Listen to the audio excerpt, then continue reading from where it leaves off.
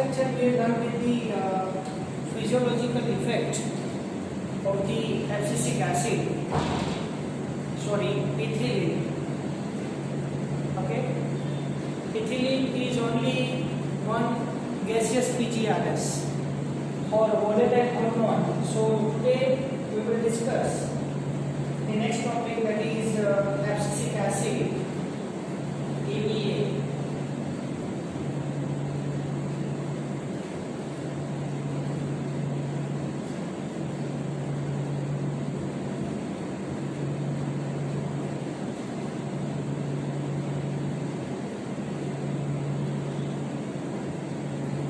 As you know that abscisic acid is also known as dormine or water stress hormone.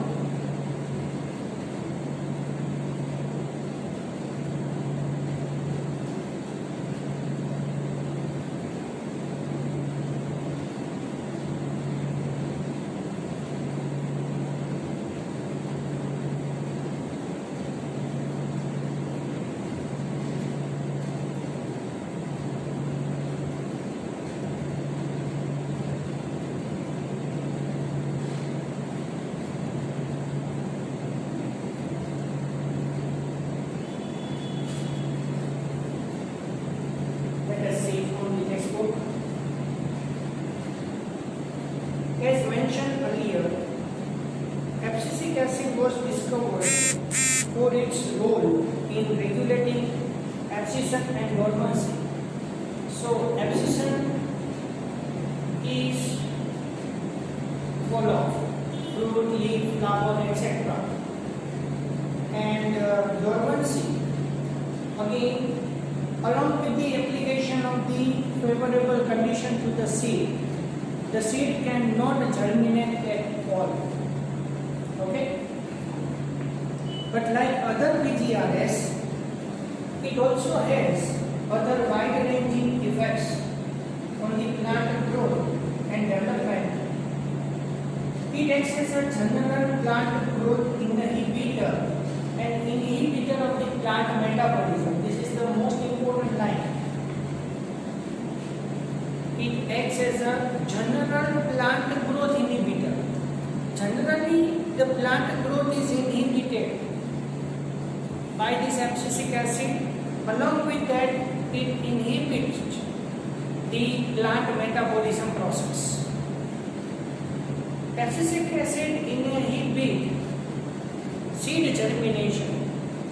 So, it inhibits seed germination, so promote the seed dormancy. Stimulate the closure of the stomata in the epidermis. Actually, on the upper and lower layer of the leaf, stomata are present there. Okay. So, in stress condition, the stomata are closed. So, as I told you earlier, that in the water stress condition, stomata are closed, but due to the closed stomata, the plant can not obtain the efficient amount of the water. So, photosynthesis is inhibited and increase the tolerance of the plant to various kinds of the stresses. Extreme cold, extreme saline, haline means extreme salt, extreme cold, extreme hot.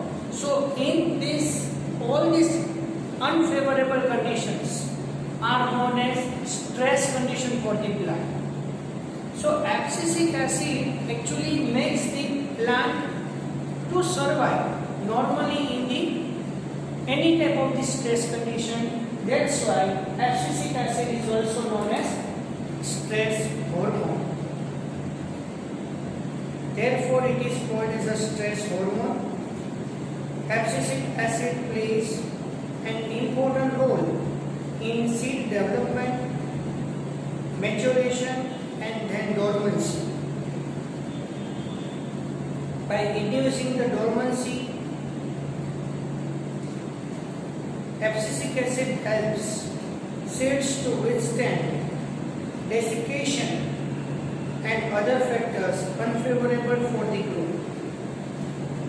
In most situations, abscisic acid acts as an antagonist of GA. So this is the most important one. Abscisic acid is antagonist of GA, gibberellic acid.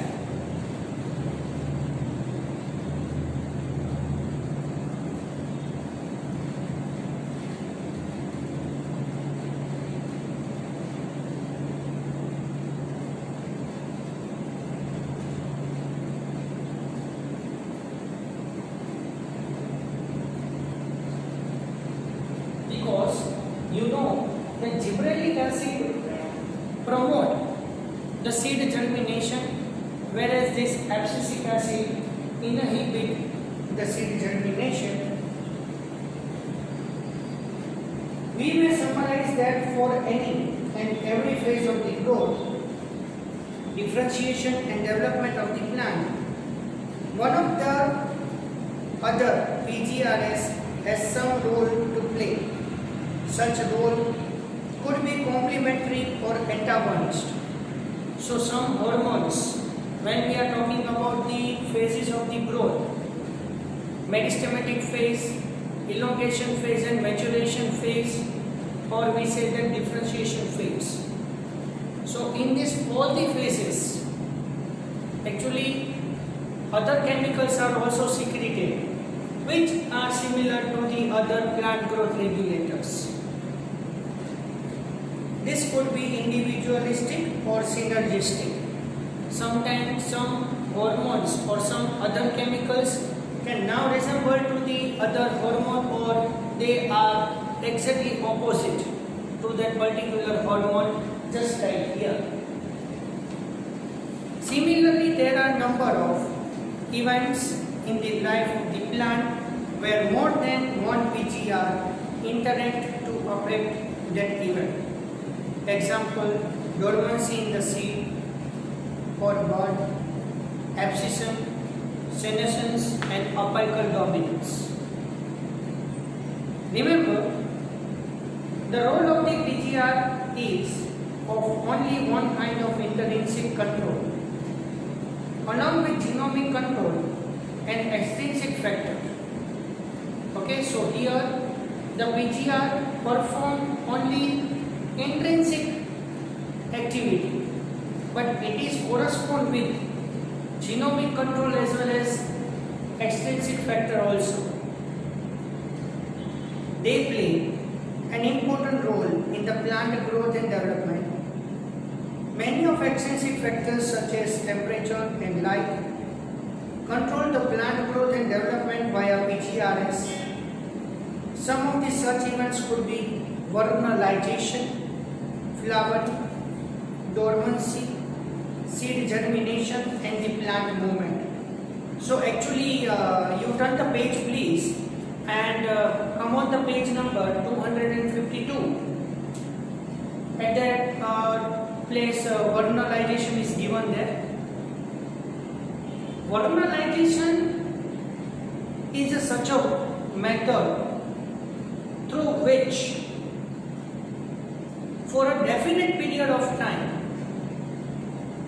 we treat the seed at low temperature. Remember that we can treat the seed for definite period of time at 1 to 10 degrees Celsius. After giving the treatment to the seed at a low temperature for definite period of time, when the seed is implanted in the soil, early flowering occurs. Early flowering occurs. So to induce the flowering,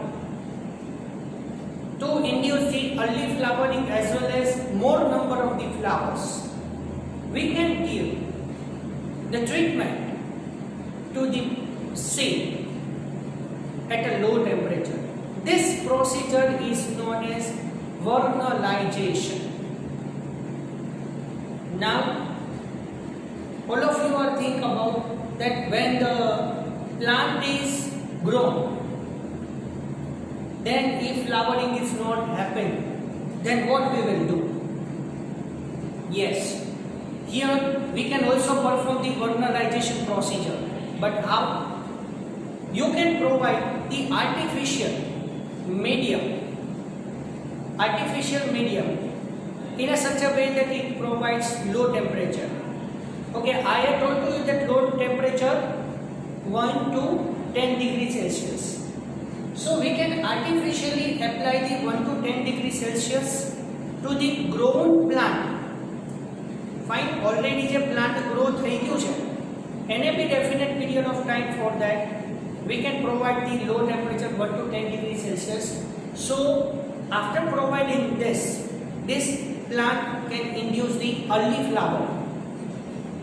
So before growing of the plant and after growing of the plant we can able to do the vernalization procedure. So that is vernalization, flowering, dormancy, seed germination and plant movements. So you know that there are two types of the plant movements, fine, nestic movement and tropic movement. Okay, so it is not given here in the textbook. In the textbook plant movement is not given there, but in the old textbook it is given there. We will take it in the next lecture. We shall discuss briefly the role of the light and the temperature. Both of them play an essential factor on the initiation of the flower. See, now the next topic is photoperiodism.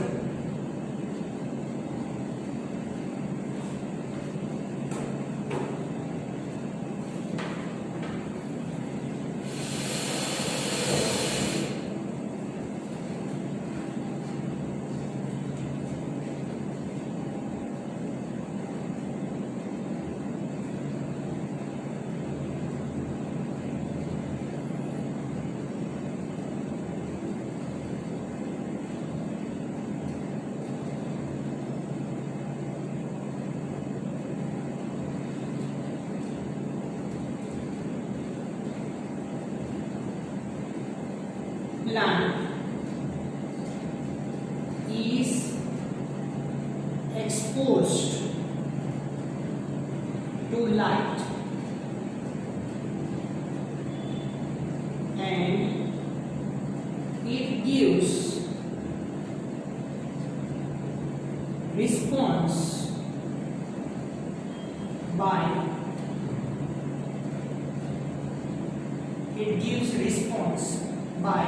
producing the flowers. This phenomenon is known as photoperiodism. Okay, this phenomenon is known as photoperiodism. The plant is exposed to the light for a definite period of time. Actually, here the plant is exposed to the definite period for that in the front of light. Against that the plant gives the response. How? By producing the flowers. So here, according to the photoperiodism, according to this,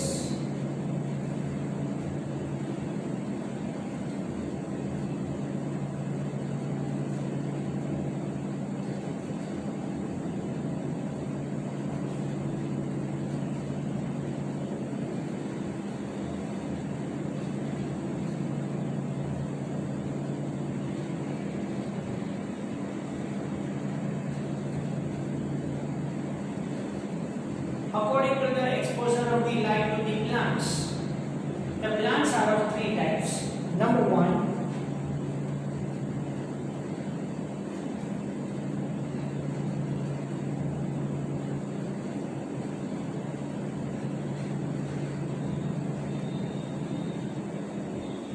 long day plants. LDP. So this long day plants, actually here what happened? Exposure to the light, there is a definite period of the time is decided that for ideally optimum level, this much light is exposed to the plant for the definite period of time. Plant ने optimum flowering करवा माटे definite period of time decided છે.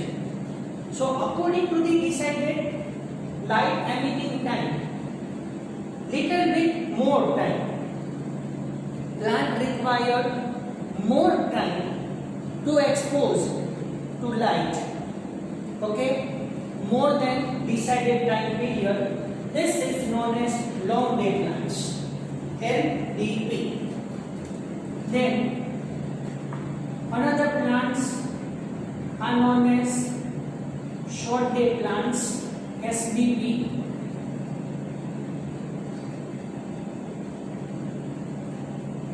These plants are exposed to the light for a less time than the decided time, and some plants coming in contact with the light rays for a definite period of time or similar to the decided time. These plants are known as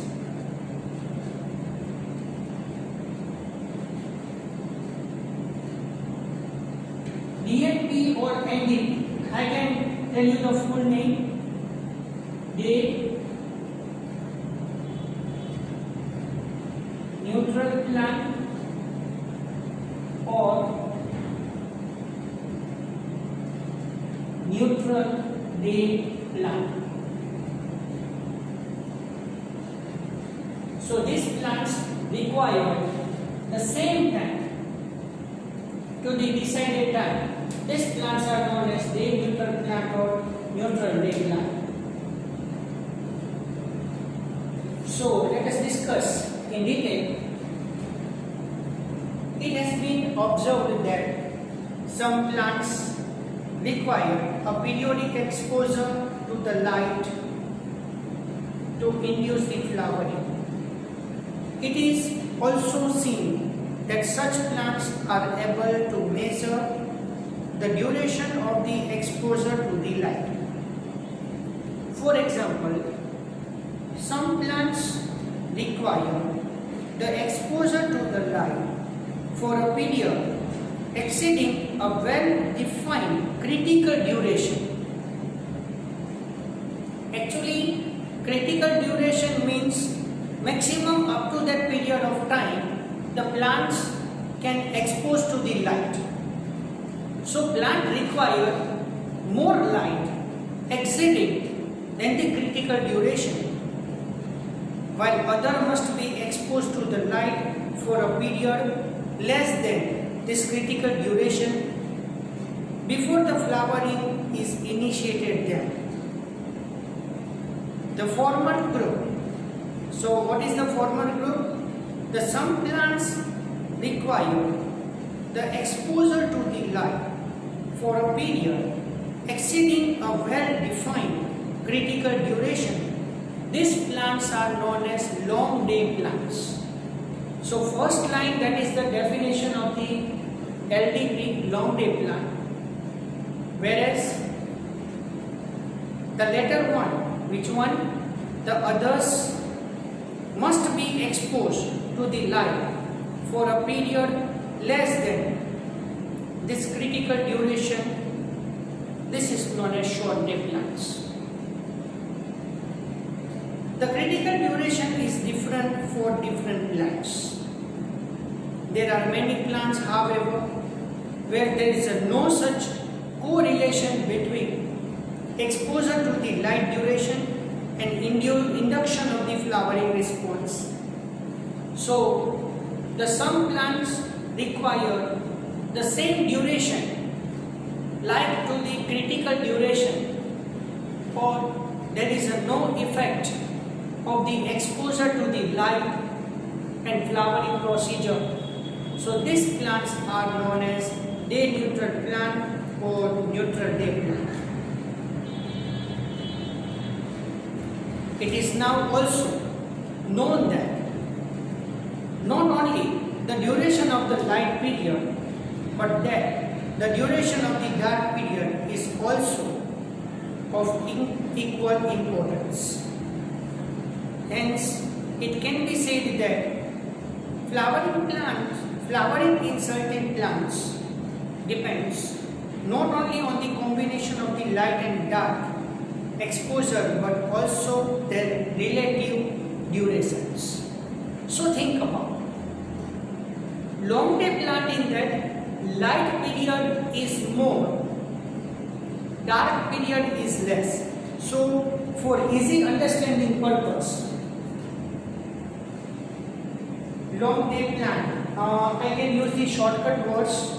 All of you understand please. Long day plant in that light period is more, dark period is less, LP is more, DP is less. So for your understanding purpose only, don't use the shortcut words in exam. Fine? Short day plants in that light period is less, dark period is more. Because you know that more than critical period, more than decided critical period, the plant require more light. So dark period is less. So here light period is less, dark period is more. Whereas in the day neutral plant or neutral day plant, light period and dark period both are same.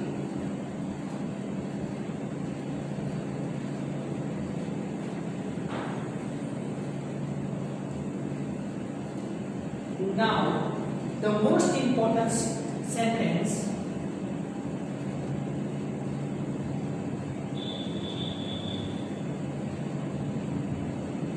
see, understand this sentence perfectly.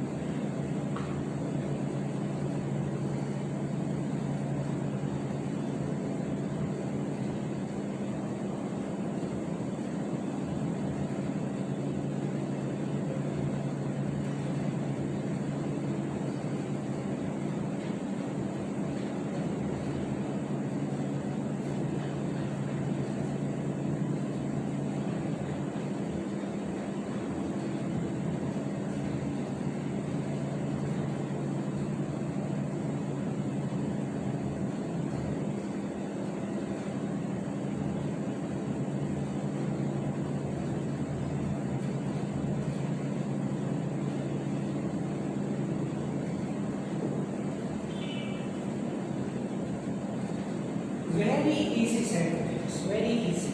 If you understand it, it is very easy. If you give, see here what happened. Light period is more, dark period is less. So if you increase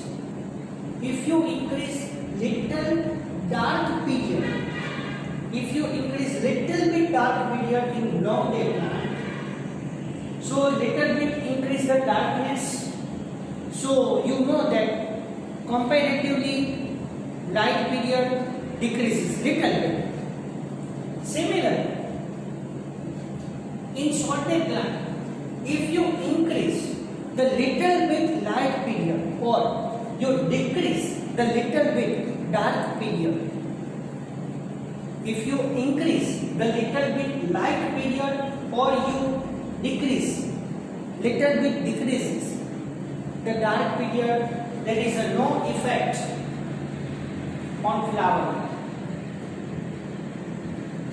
So some scientists believe that this is happened due to some chemicals or some hormones present in them which regulates this phenomenon.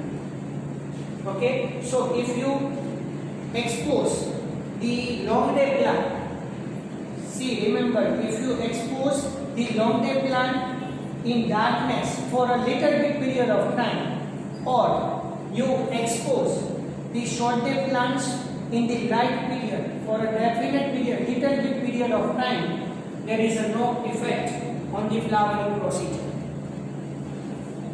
See, this is given that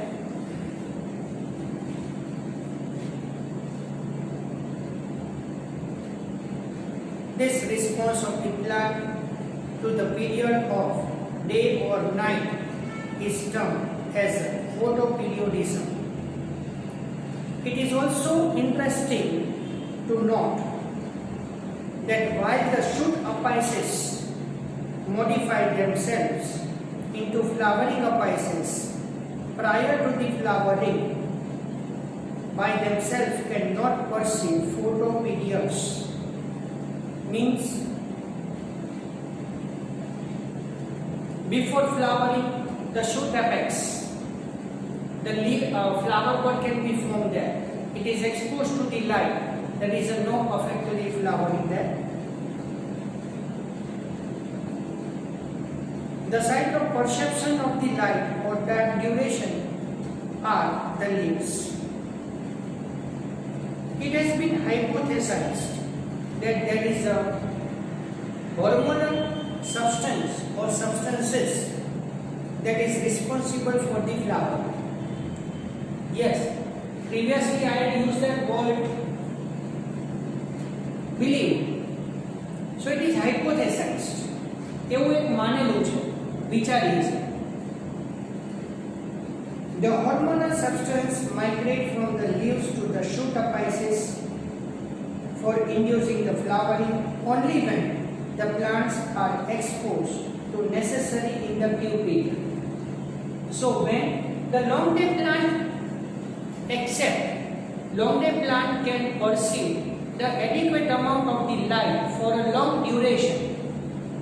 Long day plants perceive the amount of the light for a long period of time, then the such hormone can be secreted and it is transferred to the flowering bud and induce the flowering.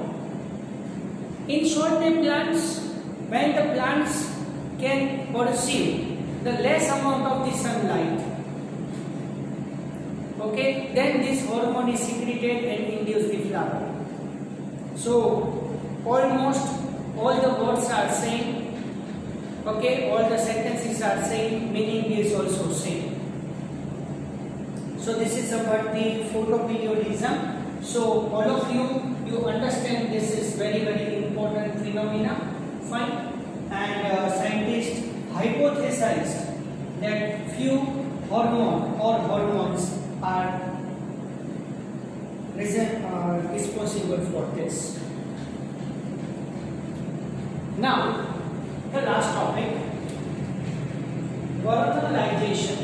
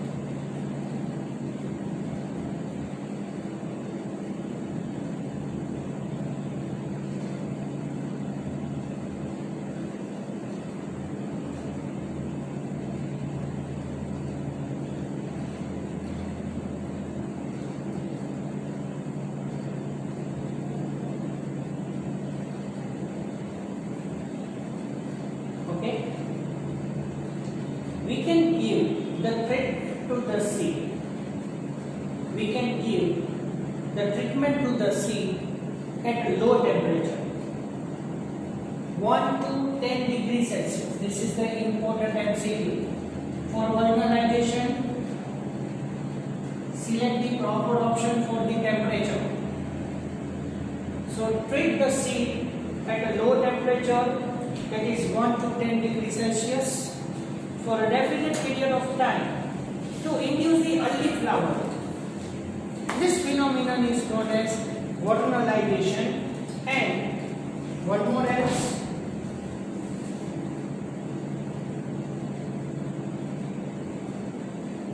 for vernalization process,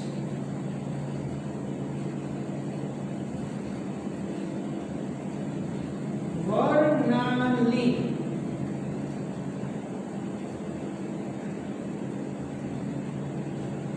hormone is responsible.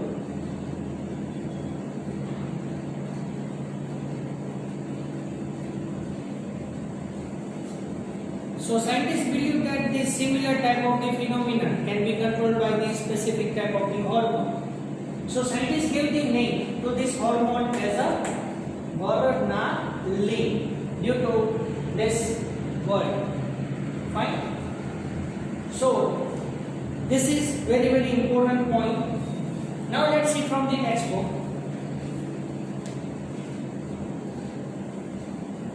There are plants for which flowering is either quantitatively or qualitatively, depends on the exposure to the low temperature. This phenomenon is termed as a vernalization. So please dear all students, you note down this 1 to 10 degrees Celsius temperature. It prevents precocious reproductive development late in the growing season and enables the plant to have sufficient time to reach maturity. If you give such type of the treatment to the seed, the plant obtains the sufficient amount of the time for formation of the flowers. Vernalization refers specially to the promotion of flowering by the period of the low temperature. Please remember some important food plants: wheat, barley, rye,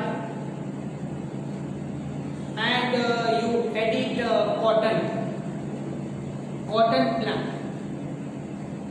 Have two kinds of varieties, winter and spring varieties. The spring varieties are normally planted in the spring and come to flower and produce the grains before the end of the growing season. So if winter varieties are there, so they are easily grown or basically grown in the winter season. So at the end of the winter season, it produces the seeds. Winter varieties, however, if planted in the spring, would normally fail to flower or produce mature grains within the span of the flowering season. So if the winter season plants can be implanted into the spring season, so plants are unable to form the flower or unable to form the seed. Hence, they are planted in the autumn. They germinate and over winter come out as a small seedlings, resume the growth in the spring and are harvested usually around the mid-summer. So generally, this type of the plants are now planted in the autumn season. So in the early winter season, they are grown and they usually harvested in the mid-summer, totally degenerated. Another example of the vernalization is seen in biennial plants. Biennial means live for 2 years. Biennial plants are monocarpic plants. They are normally flower and die in the second season.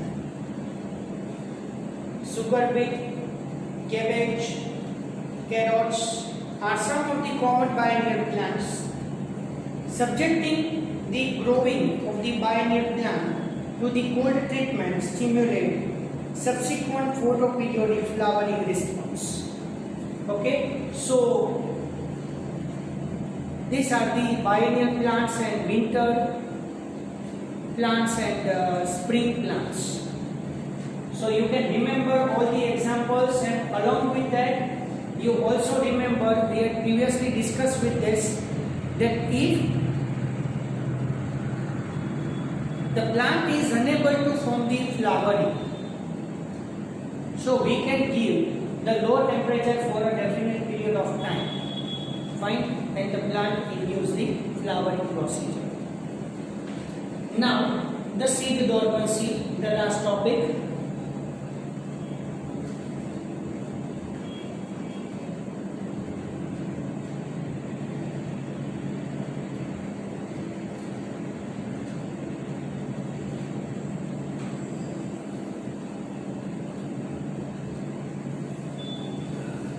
I told to you earlier that the last time I can revise the definition of it. Along with provide all the suitable condition. Which one? Air, water, nutrients and temperature. Optimum temperature, optimum air, O2 consisting air, water and nutrients. So all these conditions can be applied optimally to the seed, but seed cannot germinate at all. This is known as seed dormancy. Now you think about that, why seed dormancy occur. Here, sometimes what happened, that seed coat is very hard. If seed coat is very hard, then seed is unable to imbibe the water. As I told you earlier, that seed imbibes water first. First of all, seed imbibes water. As a result, water enters inside the cell, micropyle is open. After entry of the water in the seed, the metabolic process is activated and embryo development starts. But you think about that, seed coat is very hard, is impermeable for water. So if water is unable to enter inside the seed, then embryo is developed, but seed coat is too much tough, which cannot allow the embryo to come out. You know that radical part of the embryo, which is now connected to the hilum. So during germination, the radical comes out from the hilum, but seed coat is too much tough, which prevents the passage of the embryo comes out. Embryo is morphologically and genetically not well developed. Any type of the growth inhibitory hormones are present surrounding to the seed. Okay, just for example, abscisic acid. If abscisic acid is present in large amount surrounding to the seed, seed cannot germinate at all. So due to this, all the reasons, seed is present in the or maintained in the dormant stage. Now you are thinking that how we can remove the dormancy. So there are only few ways to remove the dormancy. Take the sandpaper. And put the seed in between the two sandpaper and firmly rub it. firmly rub it. So with the help of the sandpaper we can firmly rub the seed. So seed coat is now permeable for the water. This treatment is useful where the seed coat is tough or very hard, for impermeable for the water or prevent the entry of the embryo to come out. Then you can remove the abscisic acid. So remove the abscisic acid and give the gibberellic or gibberellic acid. So this is known as chemical regulation. So remove the growth inhibitory hormone and give the growth producing hormone. Fine. So these are the few points. Now see from the textbook. There are certain seeds which fail to germinate even when external conditions are favorable. Such seeds are understood to be undergoing a period of the dormancy which is controlled not by external environment but are under endogenous control. Endogenous means problem is there inside the seed also, or conditions within the seed itself. Impermeable seed coat which cannot allow the water to pass, and hard seed coat which cannot allow the embryo to come out. So seed cannot germinate at all. Presence of chemical inhibitors such as abscisic acid, please remember, phenol acids, phenolic acids, para-ascorbic acid, and immature embryo are some of the reasons which causes seed dormancy. So along with abscisic acid, phenolic acid, para-ascorbic acid, these all also prevent the seed germination. And sometime in the seed, immature embryo is there. This dormancy, however, can be overcome through the natural means and various other man-made measures. For example, the seed coat barrier in some seed can be broken by mechanical abrasions using knives or sandpapers. So previously I told you that one phenomenon that we can grab the or rub the seed with the help of the sandpaper, or with the help of the knife you can slightly do this, or vigorous shaking. Okay, in nature these abrasions